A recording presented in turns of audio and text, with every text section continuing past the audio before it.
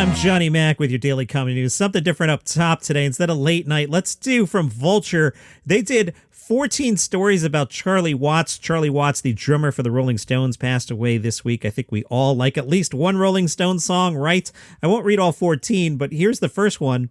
Charlie Watts punched Mick Jagger. There are a few versions of the story, but the gist is the same. After a night out in Amsterdam with Keith Richards, Mick Jagger drunkenly called Charlie Watts' hotel room at 5 a.m. and asked, "Where's my drummer?" Charlie Watts picked up, was irate, got out of bed, shaved, got dressed to the nines in a suit, went to Keith Richards' room, and punched Mick Jagger in the face. The better version of the story has it ending with Charlie Watts saying, "Don't you ever call me your drummer again. You're my effing singer."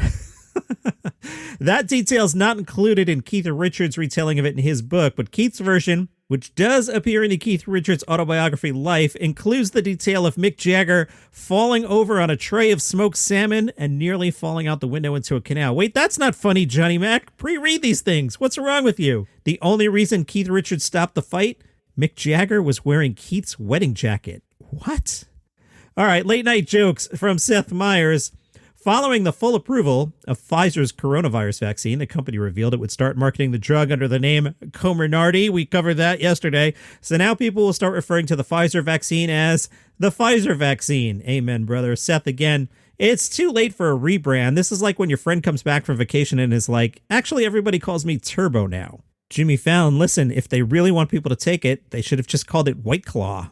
Great joke. Seth, it's like a riddle Tom Hanks would have to solve in the Da Vinci Code to find out the location of the Holy Grail. The Moderna vaccine, meanwhile, as you know, because you listen every day to Daily Comedy News, the Moderna vaccine will be called Spike Vax, which Seth says sounds like a vaccine that protects you from COVID and gives you a mohawk or one of those sketchy boner pills they have at the bodega. Spike Vax sounds like the drugs teens are using in young adult sci-fi series called, I don't know, the Nest World Chronicles. This is huge news and will hopefully be super helpful in persuading more people to take the vaccine. Of course, another thing that might be helpful would be getting Donald Trump, the leader of the Republican Party, to tell his supporters to get it. Calm down, don't write me a letter. Seth kept going and said, so it came as no surprise that when Trump commented in support of the vaccine at a rally in Alabama last weekend, Trump said, "I recommend take the vaccines. I did it. It's good. Take the vaccines." The crowd booed, Seth Meyers observes.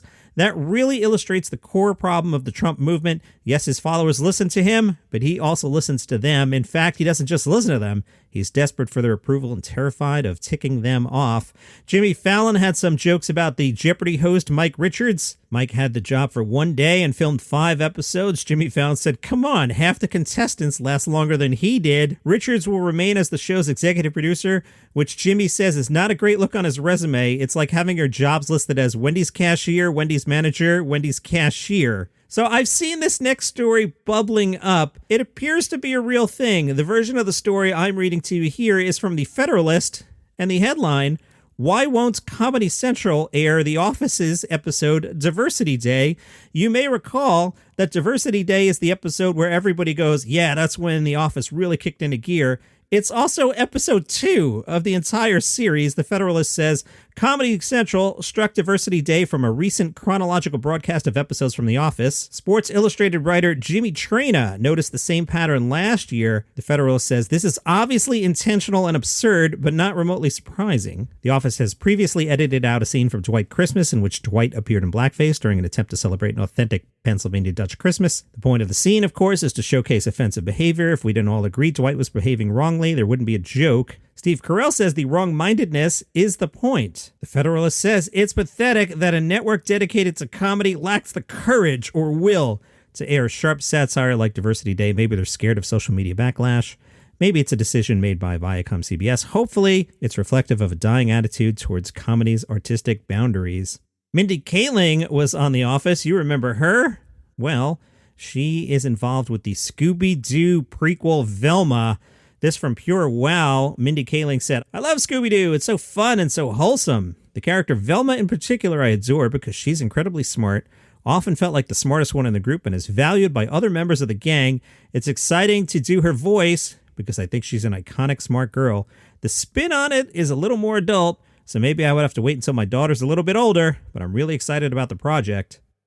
What I love about Velma is that she's so smart and she doesn't seem to care much about fashion or those kind of trappings of adolescence, but she's still iconic no matter what her orange turtleneck and her red kilt, and I just love that. She really seems to value smarts and an education a lot. To me, I think she's a great character and kind of a natural fit for me. Mindy, I think you are reading way too much into Scooby-Doo. The new project titled Velma is an adult animated comedy series that tells the origin story of the unsung and underappreciated brains of the mystery-solving gang, and unlike the original, this Velma is of South Asian descent and lives in a world with no talking Great Dane. There's no release date yet, so it's a Scooby-Doo prequel without Scooby-Doo. All right, whatever, man. From Up Rocks, Bob Odenkirk is back, baby. He appeared on the most recent episode of the George Lucas Talk Show, which, if you've never seen, is wonderful. The George Lucas Talk Show, an improvised comedy show where Connor Ratliff plays George Lucas, who hosts a talk show. Griffin Newman plays Watto, and a third guy, Patrick, plays Patrick. Well, Bob Odenkirk showed up when Paul F. Tompkins was a guest on the show, and he called Odenkirk. Odenkirk picked up the phone and heard, "Bob, hi, it's Paul F. Tompkins. I'm not going to keep you long. I'm calling from the George Lucas Talk Show, which is streaming live right now, and George Lucas just pointed out to me that I was listed as a special thanks on With Bob and David." That was his show. "And I just wanted to say you're welcome." Without missing a beat, Bob Odenkirk said, "Well, finally, how long did that take?" Bob Odenkirk later tweeted, "Paul F. Tompkins is eventually polite." Not sure how I feel about this one. From Variety, SNL alums Maya Rudolph and Andy Samberg have been tapped to co-host Peacock's new holiday culinary competition called Baking It. Amy Poehler is the executive producer. Baking It is a 6-episode baking series in which 8 teams of 2 talented home bakers join Maya Rudolph and Andy Samberg in a winter cabin for what is described as a heartful and joyful celebration to honor holiday traditions and indulge in excess. I ask you, dear listener, is this the best use of Andy Samberg? I don't think it is. Contestant duos will include spouses, siblings, best friends, Glenn, you want to go on this? And more, who will work together to create outstanding savory and sweet creations for themed challenges with the hopes of winning a cash prize. Maya Rudolph and Andy Samberg will lead the festivities, also providing comic commentary on the action. The Baker's holiday treats will be judged by tough critics, 4 opinionated real-life grandmothers who also happen to be fantastic bakers themselves. Look, here's what I want to do with this. Let's scrap that whole thing. Let's lock in a room. We'll let Andy Samberg host it because he could be in the Mac Pack. I may have a man crush on him. Let's analyze that as the days go on. Yeah, I might have a man crush on Andy Samberg. Anyway, Andy can host. Maya, if you want to be there, I don't care. Andy Samberg's your host. We have Sebastian Maniscalco, Jim Gaffigan, and George Lopez, and they all cook. I would watch the hell out of that.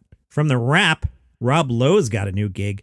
He'll be hosting Attack of the Hollywood Clichés, described as a one-off special featuring some of the most famous films in cinematic history, along with a plethora of Hollywood A-listers, screenwriters, academics, and critics as they guide us through the funny, weird, and controversial cliches which appear on our cinema screens. This sounds like fun. This will be on Netflix. Attack of the Hollywood Clichés features Rob Lowe wearing a, quote, classic crisp suit while inviting viewers to examine the Hollywood cliches, blah, blah, blah. Today's Daily Comedy News is brought to you by the Center Cut Podcast. I've been telling you about these guys. They're Michael and Dave.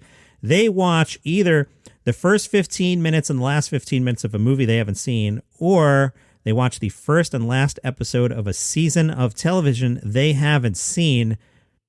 New episode out.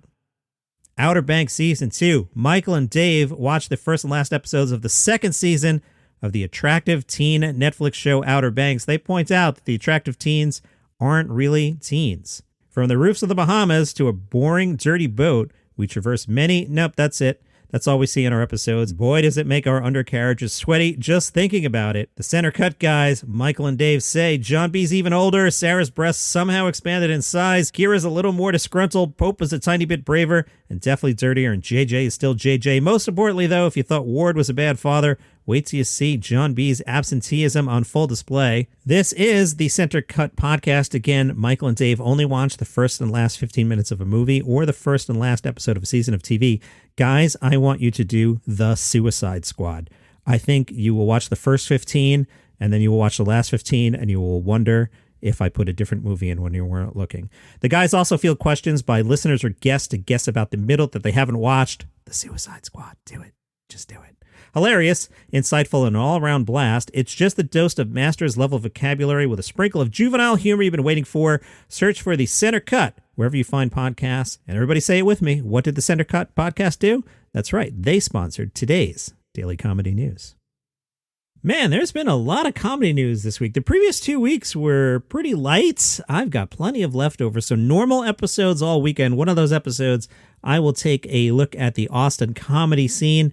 That was a suggestion from Lane Spurkis. If you have a suggestion or a topic you'd like me to cover, or a question, or if you just want to say hi, an easy way to do that is go to Instagram at Daily Comedy News, tag any post, and I'll see it, and I will comment on the show. From Chortle, organizers of the Edinburgh Fringe have launched a £7.5 million fundraising drive to aid the long-term recovery of the festival after COVID.